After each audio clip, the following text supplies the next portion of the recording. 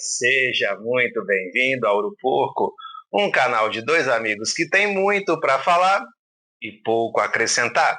Eu sou o Sequê, trato dos assuntos do Palmeiras. Hoje eu estou aqui sem o Clebinho por motivos de agenda e eu não estou nem para tratar nem de Palmeiras nem de Flamengo.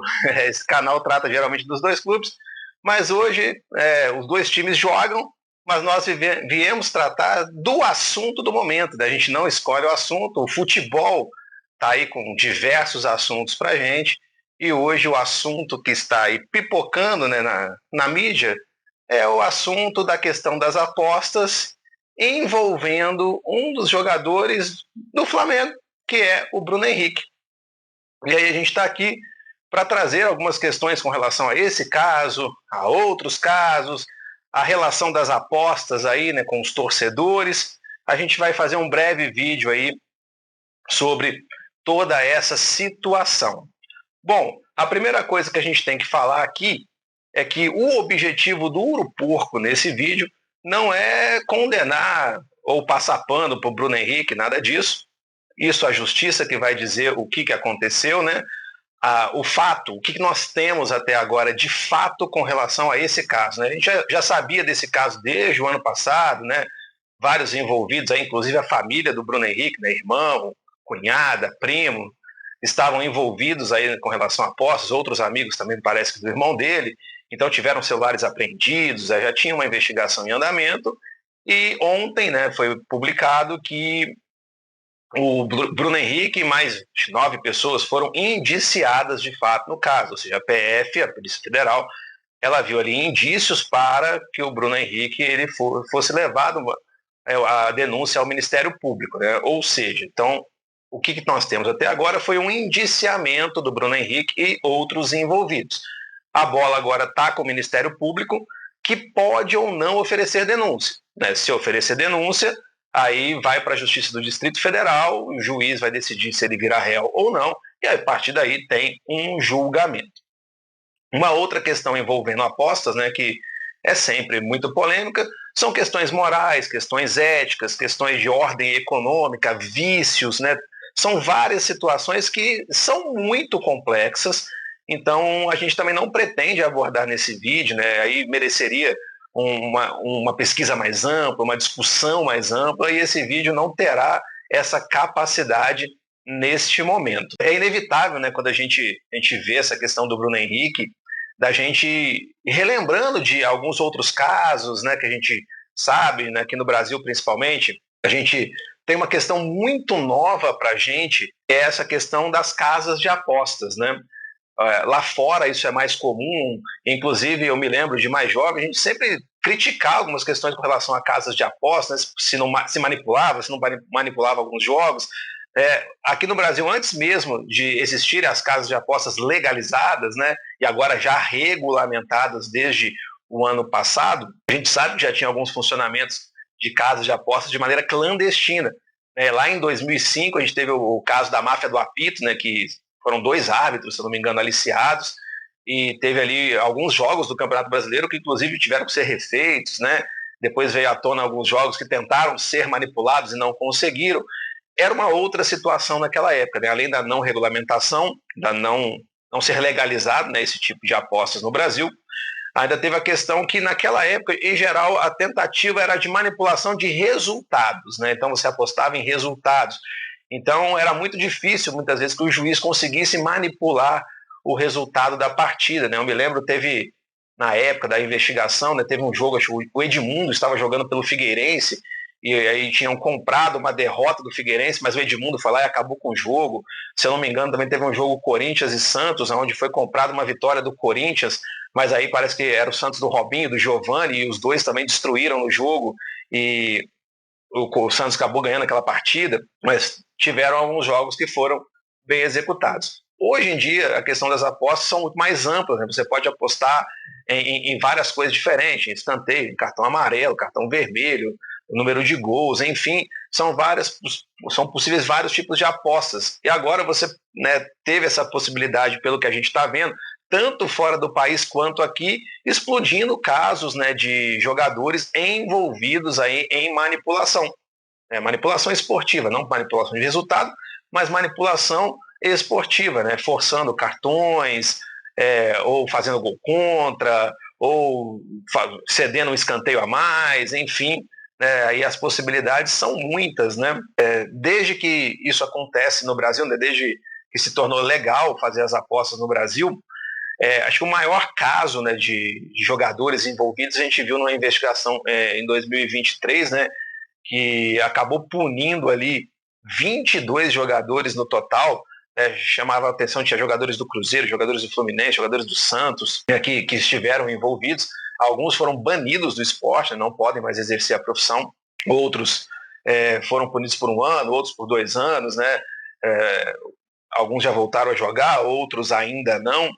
Então, são casos que vêm ecoando aqui para a gente. E toda vez, né, que a gente pega esses casos, é inevitável a gente pensar, poxa, mas por que um jogador já com uma carreira estabelecida, um jogador de um clube grande, ou um jogador que já está lá fora, né, atuando e ganhando muito bem, por que ele vai se sujeitar a fazer um esquema desse para beneficiar quem? Ele ganha muito mais dinheiro do que isso.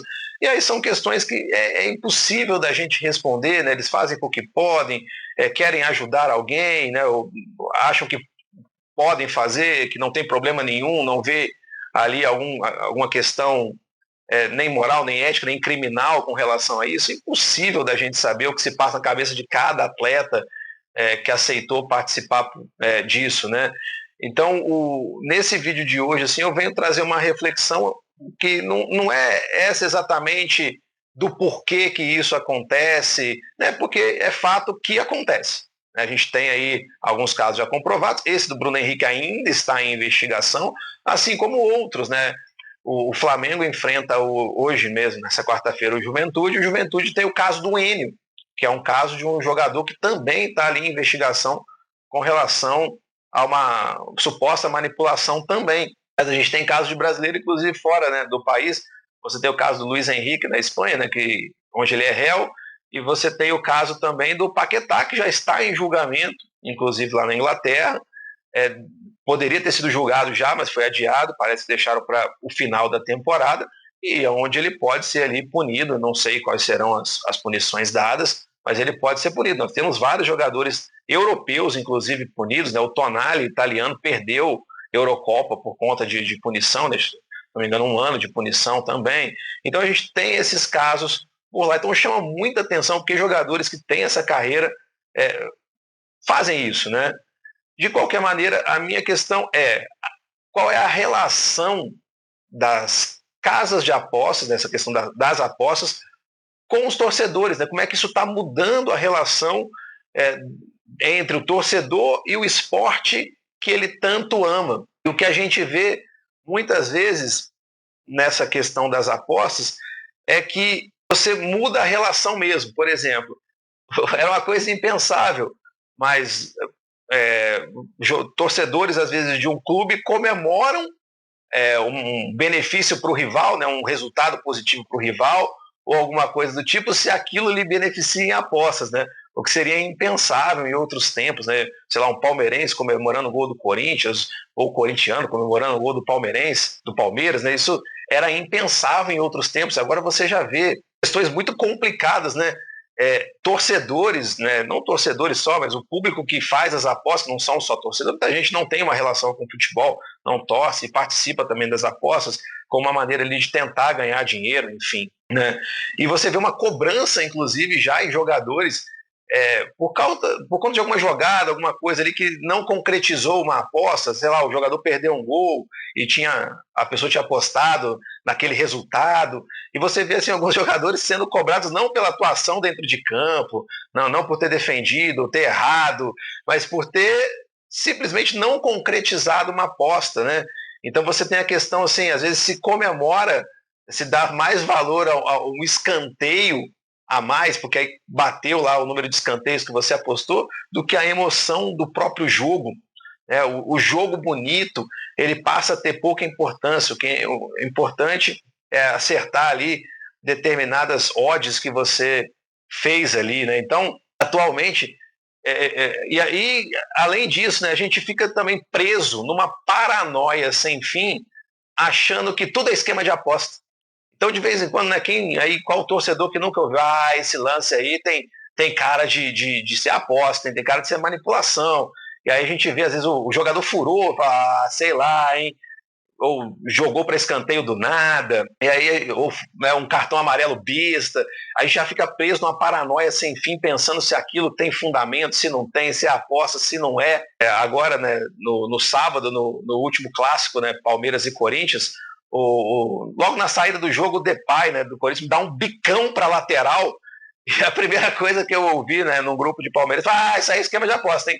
Com certeza tem aposta em lateral nesse negócio aí, lateral em menos de tantos segundos. Eu nem sabia que dava para apostar nisso, mas enfim. Então a gente começa a ficar preso na paranoia. Né? Essa questão do Depay, por exemplo, a gente vê que a seleção holandesa, né, onde ele é holandês, então ele viu esse lance lá. O próprio PSG ontem, na Liga dos Campeões, contra o Aston Villa, fez um lance desse também.